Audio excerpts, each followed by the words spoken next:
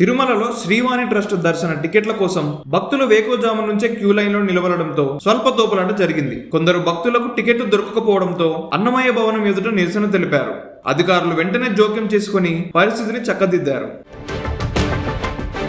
రాష్ట్రంలో భారీ వర్షాల హెచ్చరికల నేపథ్యంలో సీఎం రేవంత్ రెడ్డి ఉన్నతాధికారులతో సమీక్ష నిర్వహించారు. భారీ వర్షాల ప్రభావం అధికంగా ఉండే జిల్లాల్లో ఎస్డీఆర్ఎఫ్, ఎన్డీఆర్ఎఫ్ బృందాలను సిద్ధంగా ఉంచాలని ఆదేశించారు. ప్రజల ఫిర్యాదులపై తక్షణమే స్పందించాలని జీహెచ్ఎంసీ ఫైర్ సిబ్బందిని ఆదేశించారు.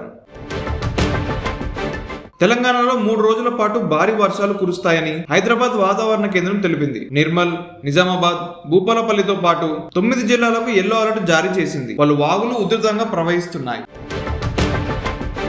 శ్రీకృష్ణ జన్మాష్టమి సందర్భంగా ఏపీ మంత్రి నారా లోకేష్ ప్రజలందరికీ శుభాకాంక్షలు తెలిపారు. దుష్ట శిక్షణ, శిష్ట రక్షణ కోసం శ్రీకృష్ణుడు అవతరించారని గుర్తు చేశారు. మరోవైపు మాజీ ప్రధాని వాజ్పేయి వర్ధంతి సందర్భంగా ఆయనకు నివాళులు అర్పించారు. కేంద్ర ప్రభుత్వం జీఎస్టీలో కీలక సవరణలు చేయనుంది. ఇకపై 12-28% స్లాబులను రద్దు చేసి వాటి స్థానంలో 5-18% స్లాబులను మాత్రమే ఉంచేందుకు ప్రతిపాదించింది. దీనివల్ల నిత్యావసరాలు, పలు ఎలక్ట్రానిక్ వస్తువుల ధరలు తగ్గే అవకాశం ఉంది. దీపావళి కానుకగా ఈ కొత్త విధానం అమల్లోకి వచ్చే అవకాశం ఉంది. దేశ విభజనపై ఎన్సీఆర్టీ విడుదల చేసిన మాడ్యూల్ వివాదాస్పదంగా మారింది. 1947లో జరిగిన దేశ విభజనకు 3 కారణమని పేర్కొంది. ముస్లిం లీగ్ నేత Mohammed Ali Jinnah, Congress party, Lord Louis Mountbatten ఈ 3 కూడా కారణమని పేర్కొంది. చరిత్రను వక్రీకరించారని కాంగ్రెస్ దీనిపై విమర్శించింది. శాసనసభలు ఆమోదించిన బిల్లులను గవర్నర్లు, రాష్ట్రపతి నిర్దిష్ట గడువులోగా ఆమోదించాలని కోర్టులు నిర్దేశించలేవని కేంద్రం సుప్రీంకోర్టుకు తెలిపింది. దీనివల్ల రాజ్యాంగ పరంగా గందరగోళం తలెత్తే అవకాశం ఉందని పేర్కొంది. గడువు విధించడం వల్ల రాష్ట్రపతి, గవర్నర్ల ఉన్నత స్థానాన్ని తగ్గించినట్లవుతుందని అభిప్రాయపడింది.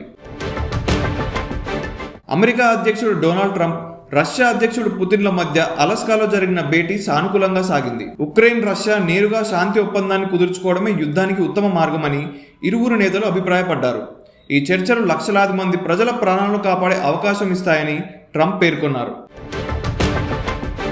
పాకిస్తాన్ ఆక్రమిత కాశ్మీర్లో 3 రోజుల్లో కురుస్తున్న భారీ వర్షాల వల్ల 320 మంది ప్రాణాలు కోల్పోయారు. ఖైబర్ పఖ్తుంఖ్వా ప్రావిన్స్ లో కొండ చర్యలు విరిగిపడడంతో భారీ విధ్వంసం చోటు చేసుకుంది. వరదల్లో గల్లంతైన వారి కోసం గాలింపు చర్యలు ముమ్మరం చేశారు.